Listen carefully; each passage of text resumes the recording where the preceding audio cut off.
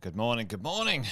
Good morning, everyone. A few people jumping on now, which is great. Fabulous Friday, fantastic Friday, funky Friday, Friday, whatever it is. Happy Friday to everyone. Yes, Sean, thank you, mate. Friday the 22nd of October. Welcome to another Wealth Coffee Chat, ladies and gents. Jason Witten here with you. For those who don't know, Jason Witten's my name, as I said a moment ago. And welcome to a Wealth Coffee Chat each morning. Get together with a cool, crazy crew, someone like you who's interested and into property investing and understanding the idea, the concept behind going the distance in this thing. It's a marathon, not a sprint. We've got two sayings around here that I say every day. We've got to go the distance. It's a marathon, not a sprint. And buy well, never sell is the concept that we base our actions on, the property investment actions, which is important to understand. Good to see a bunch of you guys jumping on, and a quick good morning to Di and Sean and Luach. I'm not saying it. If I'm not saying it properly, I do apologise. Alison, Andrew, Margaret, Shardell, and good morning to you guys. Fantastic to have everyone jumping on. Hey, listen, I want to talk about vacancy rates right now. Vacancy rates, a little bit of an indicator for us in our property investment journey. Vacancy rates are indicators for us to signal a few things. Often, low vacancy rates mean rents can and should rise sometime either now or into the future, and or prices are rising, and the rents will follow along. Good stuff. So a low vacancy rate is quite good for us. A high vacancy rate is not so great when it comes to property, because if your property's vacant, you're not getting the rent, and well, you're going to have to put money in your hand in your pocket to cover your own costs of a property, and that's not the point of property investing. So let's talk about that today.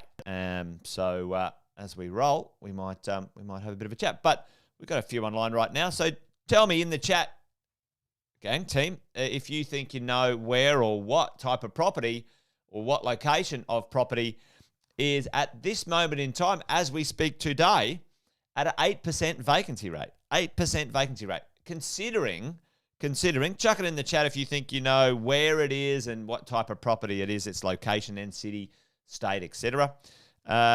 And considering that a balanced market is around the 3% mark, 3% in vacancy, and in this location, this type of property, in this area, 8% right now is high. So chuck it in the chat if you think you know where it is, because there's an opportunity in here for us as property investors to understand vacancy rates and what may or may not be occurring, and make sure we double down, reinforce, and make sure we understand how to plan, act, and behave when it comes to this type of information. So a few of you guys might not have an answer this morning by the look of it. Usually you guys are pretty sharp and onto it as we go. So I'll put you out of your misery. You're probably sitting there with bated breath wanting to know what the answer is. So let's crack on. Let's go to that one there. All right, well, hang on. I need to connect my iPad. It's just keeping you in suspense right now, so give me a moment to do that. I've got the broadcast going. There we go. Voila. And vacancy rates. Who knew? Well, some of you probably knew about where these might be. I've got to move this around, make sure it's good. How about that? Does that work? So vacancy rates right now in the cities as a bulk in June, pretty low in most of the cities. Quick shout out to Paul. Good morning from Bustleton. All the way from Bustleton. Good to see you, mate. Evo. James Evo. Good to see you, buddy.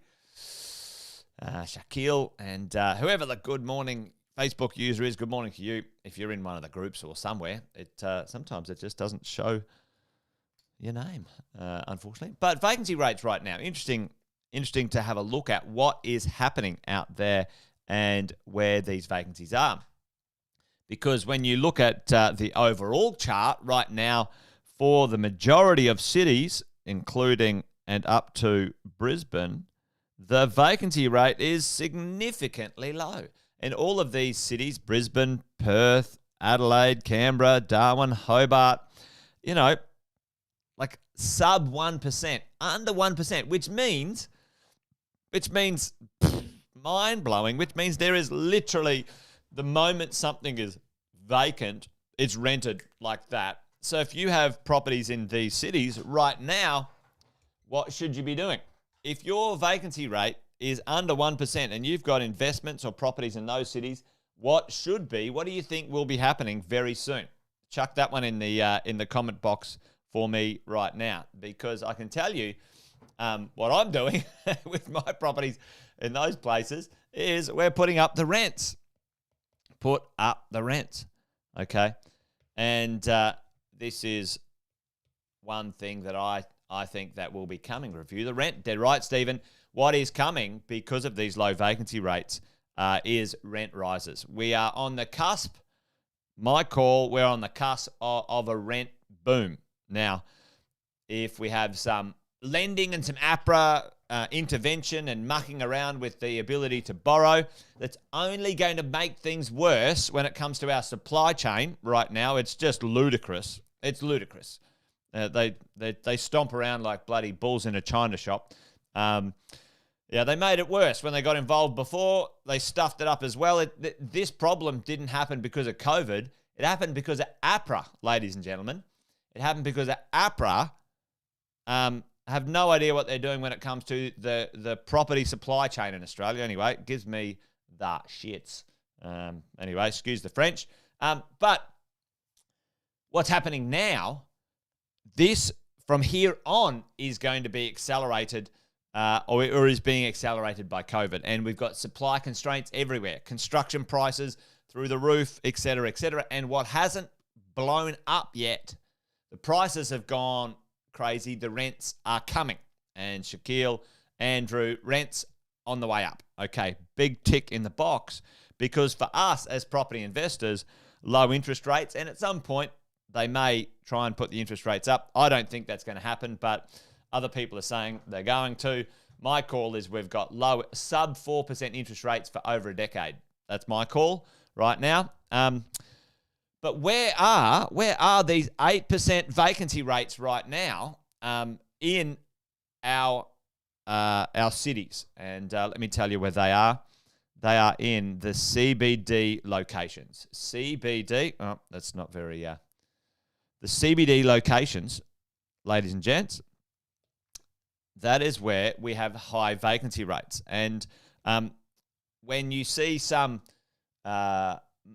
media hype out there about, there's an 8% vacancy rate, in apartments in Melbourne, what a bunch of rubbish. What a bunch of crap. That is not accurate.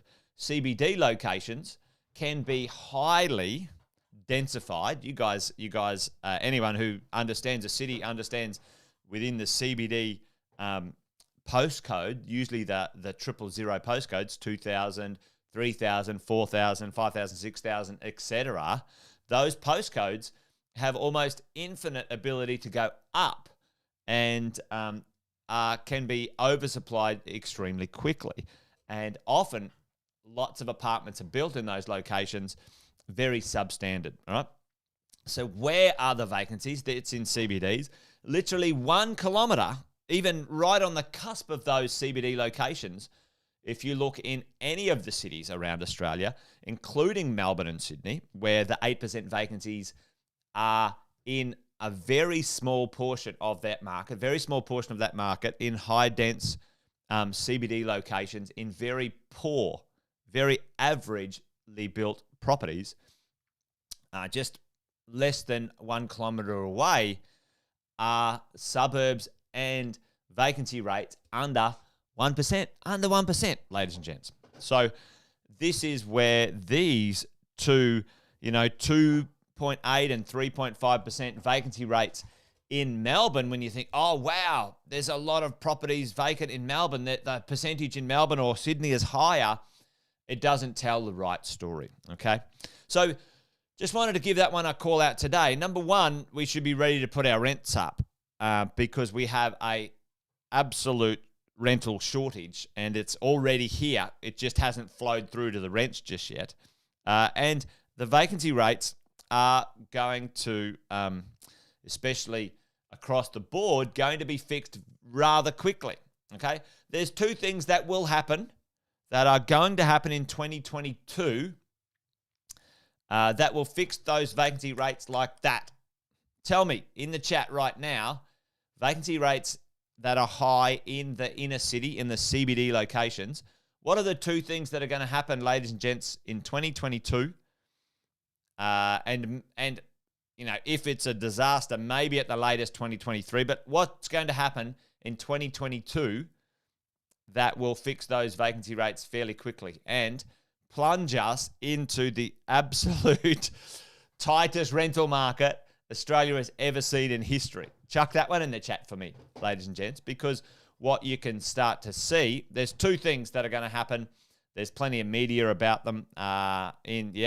Boom! Stephen, on it. Simon, on it. Students are coming back to Australia, and the government's a bit slow off the mark there. We're already losing out to Canada right now. Like the international students are choosing Canada over Australia, sadly, but hopefully they get their proverbial shit together. And immigration, okay? These two things will come back in force in Australia. And there's already plans. I talked about this the other day. 2 million people over the next 5 years is a goal that is being proposed right now in Parliament, in the halls of the influence of our country to get immigration going. Yeah, Canada is pretty nice. You're dead right, Alison. I've been there. It's a lovely place. And they're nice people too. They're nice people. But here's what's happening. Young people are moving back to the city, okay? Because of the lockdowns are being lightened and the marketplace is getting back to where it used to be. Their jobs are in the city. Their studies in the city. All those things. Those big pieces of infrastructure aren't going to be moved. A couple of years of COVID for all of us has been, quite stressful. But, 200 years of infrastructure is not just going to be picked up and moved because of a couple of years of, of COVID. So, people are coming back to the cities. It's already happening. And we're going to benefit from it as we roll through this. So it's already happening right now. So what else is on the table? And Stephen and Simon already said, this immigration international students, there's already quite significant debate to set at least 160,000 people to come into Australia next year. And they're already fighting about, all right, well, we need to cap it at 160, and others are like, no, we need 250.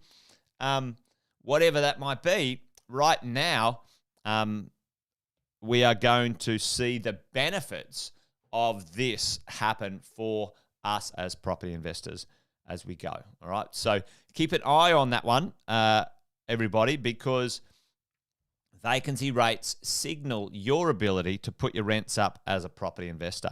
And if you think about this, where is this profit for proximity when you have a look at, the CBD? The CBD,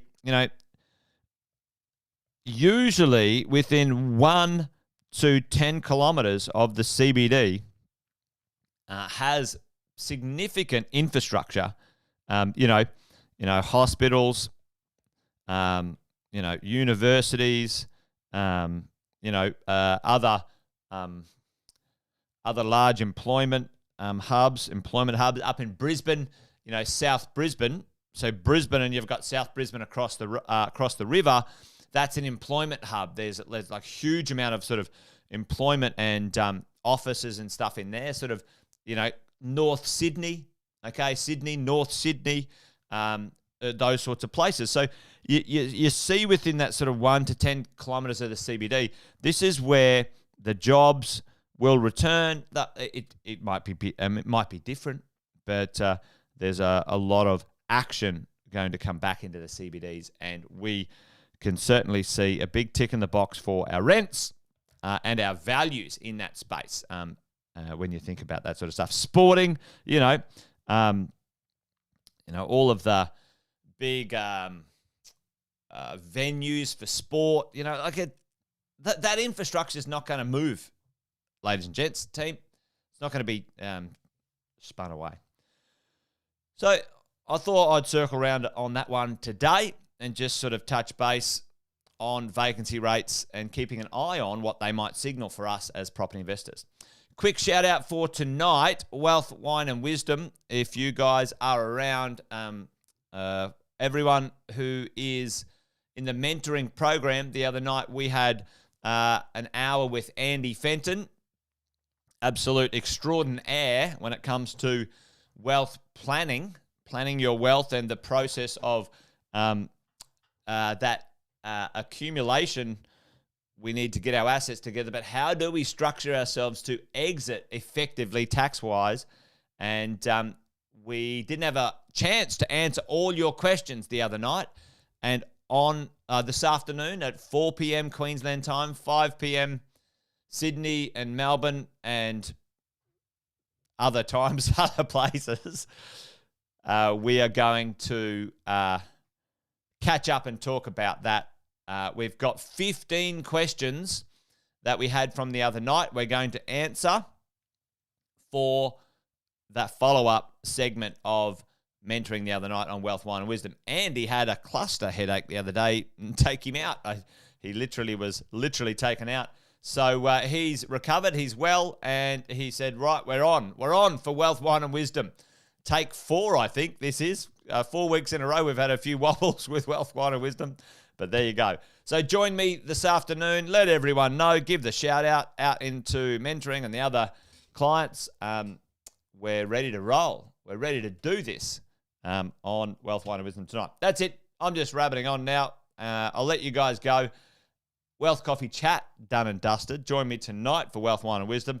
And if I don't see you tonight, I'll see you on Monday for another Wealth Coffee Chat. You guys stay well. Be good.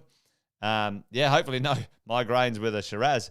I've got a cheeky Pinot that I've got. Time again, 5 p.m. for you, Michelle, in Melbourne, 4 p.m. Queensland, 5 p.m. Sydney, and kind of half an hour one way or another, other places. And Perth, I have no idea for you. I think it's probably about 3 o'clock or something for Perth. Anyway, you guys stay well, be good. Till I see you next week or later today. Take care. Bye for now. Bye-bye.